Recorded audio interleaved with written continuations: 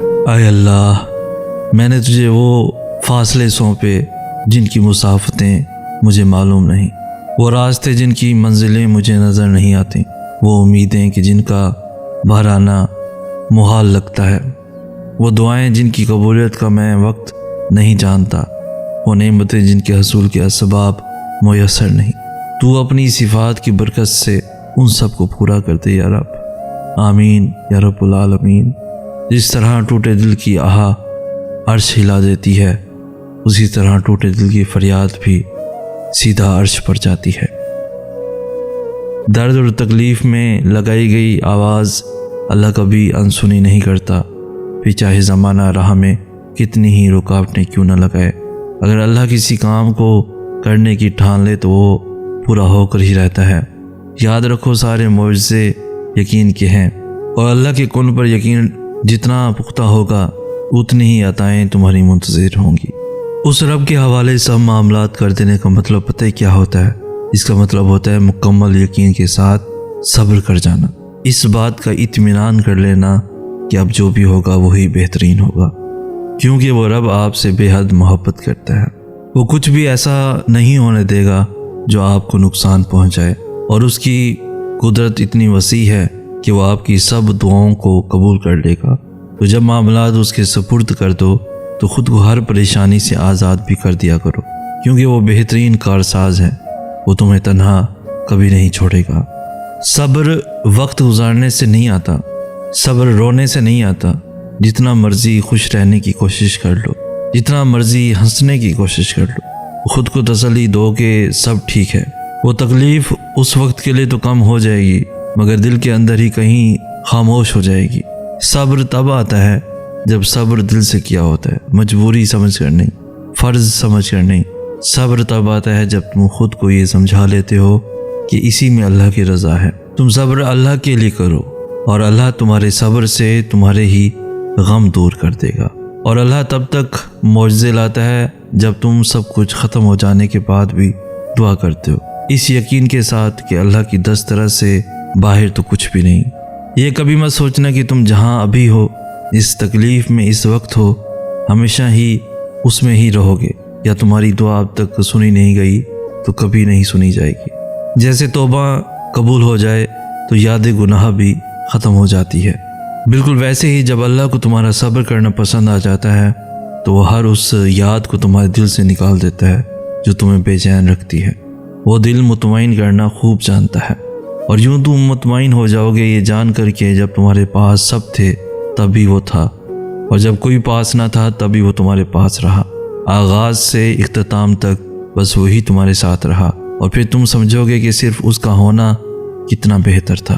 ان منزلوں پر خوش ہو جاؤ جو اللہ نے تمہارے لیے چنی ہیں، پھر وہ تمہیں ان منزلوں تک خود ہی لے جائے گا جن تک تم پہنچنا چاہتے ہو۔ تمہارا یقین اور تمہاری دعائیں ہی تمہارا مقدر ہوتی ہیں۔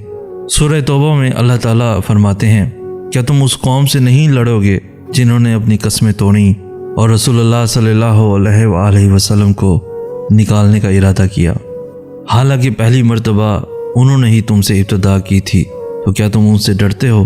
بس اللہ اس کا زیادہ حقدار ہے کہ تم اس سے ڈرو۔ اگر ایمان رکھتے ہو تم ان سے لڑو، اللہ تمہارے ہاتھوں سے انہیں عذاب دے گا اور انہیں ذلیل و رسوا کرے گا، اور ان کے خلاف تمہاری مدد فرمائے گا، اور اللہ ایمان والوں کے دلوں کو ٹھنڈا کر دے گا اور ان کے دلوں کی گھٹن دور فرمائے گا، اور اللہ جس پر چاہتا ہے اپنی رحمت سے رجوع فرماتا ہے۔ اللہ علم والا، حکمت والا ہے۔ جو جتنا اس رب کے قریب ہوتا ہے اس کی آزمائش بھی اتنی کٹھن ہوتی ہے۔ بس تم ہمت نہ ہارنا، وہ تمہیں آزما تو رہا ہے مگر اس نے تمہیں تنہا نہیں چھوڑا۔ اس پر یقین رکھتے ہوئے صبر کرو، دعائیں جلد قبول ہو جائیں گی۔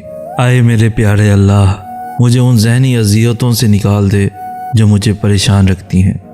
میرے حال پر رحم کر، جس بات کو لے کر تیری ذات سے دعا گو ہوں، اس میں میرے لیے خیر کا معاملہ کر، مجھے ہر وہ سکون اور خوشی عطا کر جو تیرے سوا کوئی نہیں دے سکتا۔ اللہ فرماتا ہے، ماں اپنے بچے کی ایک سسکی بھی سہ نہیں پاتی، اور میں تو تم سے 70 ماؤں سے بڑھ کر پیار کرتا ہوں۔ اللہ کو چھوڑ دو گے تو کوئی چیز ہاتھ نہیں آئے گی۔ جہاں اتنا صبر کیا ہے وہاں تھوڑا صبر اور صحیح، پھر دیکھو جو اب تک تمہارے نصیب کا حصہ نہیں تھا وہ بھی تم تک پہنچا دیا جائے گا۔ غم نہ کرو، اللہ تمہارے ساتھ ہے۔ ایک ہار پہ ہر اس فتح کو بھول گئے ہو جس سے اللہ نے تمہیں ہمکنار کیا تھا۔ اس کی رحمتوں کو یاد کرو اور ذہن نشین کر لو کہ تمہارا رب ہر شے پر کامل ہے۔ اللہ تمہیں تمہاری دعاؤں سے آزماتا ہے، وہ تمہیں ہر اس چیز سے آزماتا ہے جو تمہاری دعاؤں کا حصہ ہوتی ہے، کیونکہ دعاؤں میں وہی رہتے ہیں جن سے تمہیں بے پناہ محبت ہوتی ہے۔